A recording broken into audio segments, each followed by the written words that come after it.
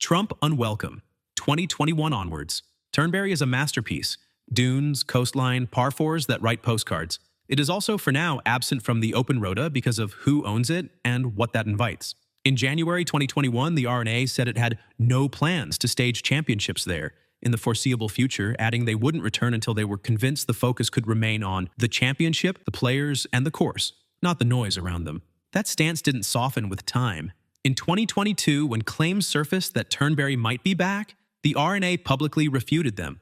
In 2024 and again in 2025, leadership reiterated the same line. Wonderful golf course, wrong circumstances because an open at a Trump-owned venue would risk turning the week into a circus. There's also the practical layer. The Open has become a vast city that needs roads, transport, and beds. R&A officials have pointed to significant logistical constraints around Turnberry, capacity and access that lag behind modern open demands, even before you factor in the headlines. The broader backdrop mattered too. In the same week as the R&A's 2021 statement, the PGA of America pulled its 2022 PGA Championship from Trump Bedminster, citing brand risk, underlining how governance bodies were steering clear of venues that could overshadow their majors. So the rota marches on to St. Andrews, Hoylake, Portrush, while Turnberry holds memory. Watson and Nicholas, 1977's Duel in the Sun, shot values that make architects weep. If and only if the circumstances change ownership optics, event week focus, and the infrastructure picture, the door is ajar. Until then, the championship stays bigger than any one venue, even one that looks born to crown a champion golfer. Bryson Brooks Feud, 2019 to 2021.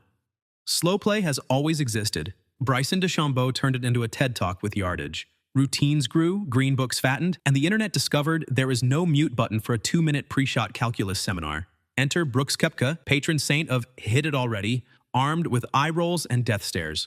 A few viral clips later, we had a culture war. Science versus swagger, protractor versus stopwatch. Then 2021 gave us the soundtrack, Brooksy. Fans chanted it whenever Bryson appeared.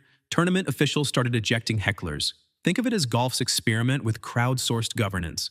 If the tour won't fix pace, the gallery will fix vibes. Meanwhile, Bryson hit drives you could see from space, won big, lost big, and occasionally asked an official if nearby ants were entitled to representation under the loose impediments clause.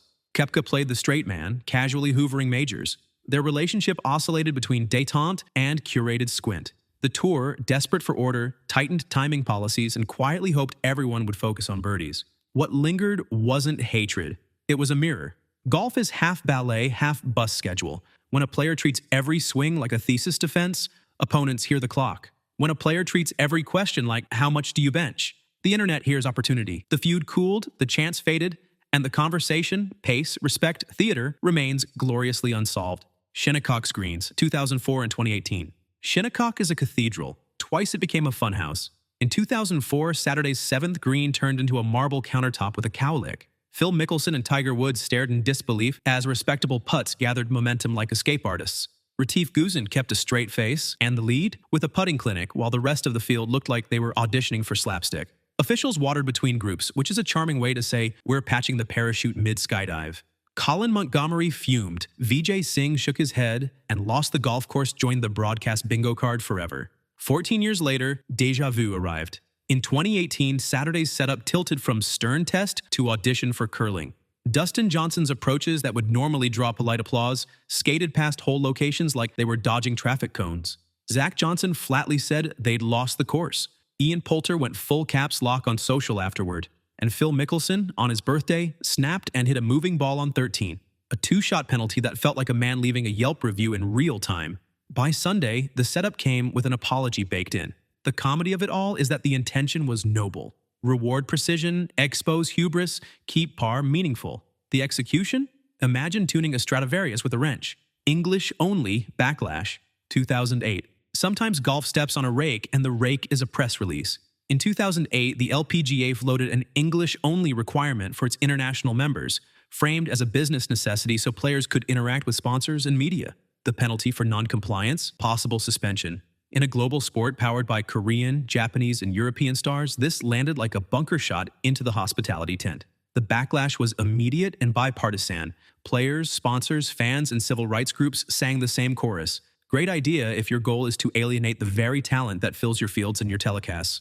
The LPGA retreated at the speed of a downhill 10-footer, apologized, and promised to support language learning without the cudgel. The dry punchline writes itself. The tour that desperately needed more airtime found itself on every front page for precisely the wrong reason. Nothing was gained except a crash course in brand management. In the years since, the LPGA has leaned into what it actually is, a world tour with world voices. And the corporate world has adjusted, as corporate worlds tend to do when the ratings are good. LPGA Dress Code, 2017. In 2017, the LPGA sent a memo about attire that read like it had been drafted by a committee of Victorian tailors with Wi-Fi. Plunging necklines, visible midriffs, and assorted hemline geometry were suddenly enforcement priorities. The rationale was brand consistency and sponsor friendliness.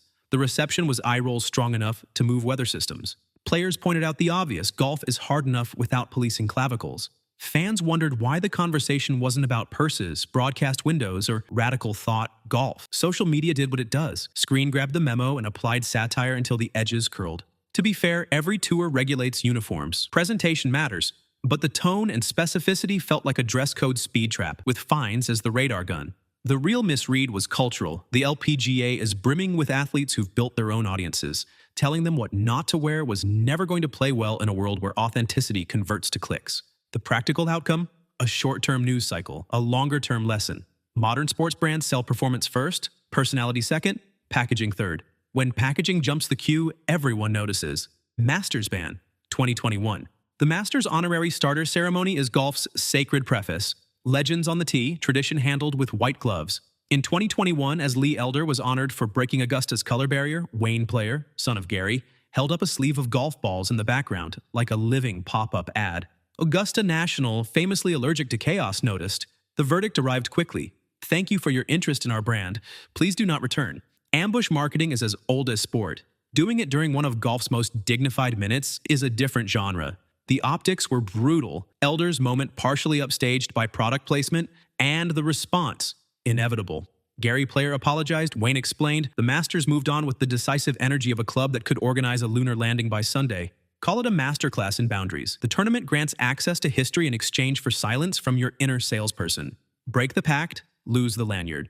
Shoal Creek segregation, 1990. In 1990, the PGA Championship landed at Shoal Creek and immediately tripped a wire. The club's founder told a reporter that while Shoal Creek didn't discriminate, it had no black members and wasn't interested in changing that for the sake of a tournament. Sponsors sprinted for the exits, civil rights groups mobilized, and the event threatened to become a museum piece overnight. What followed was rapid evolution in a sport famous for geologic time.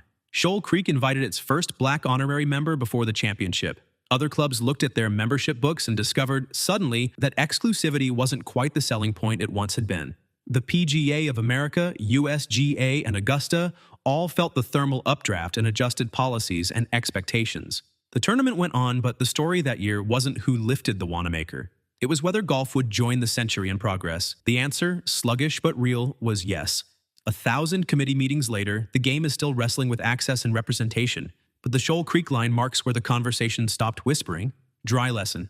Golf moves slowly until it doesn't. One quote, one sponsor phone call, and an entire industry discovered that private isn't a force field. The course was lovely. The mirror it held up was the point. Anchoring accusations. 2016 to 2017. When the anchoring ban arrived in 2016, the message was simple. Putters may be long, but they may not be fixed against the body. Enter Bernhard Langer, metronomic, meticulous, using a broom handle putter with the putter end hovering close to his sternum. Legal, said Langer and the rules officials. Suspicious, said the slow-motion internet, armed with freeze frames and faith. Tournaments became two shows, the golf tournament and the angle of attack symposium. Was the butt end actually touching? Did a shirt wrinkle count as a fulcrum? Could intent be measured in pixels? The governing bodies examined, re-examined, and reaffirmed. Langer's stroke conformed. He continued to win on the senior circuit at a pace that suggested time might be anchored instead. The larger story wasn't one man. It was optics versus law. The ban targeted a concept. Enforcement had to decode a silhouette. Fans want bright lines. The rulebook delivered nuance. Langer wore the scrutiny like everything else, calmly, and even invited officials to watch up close. They did. The chorus never fully quieted, but it softened. Moral of the era. If your prohibition depends on millimeters and intent, prepare for theology. Also, never bet against a German engineer with a pre-shot routine.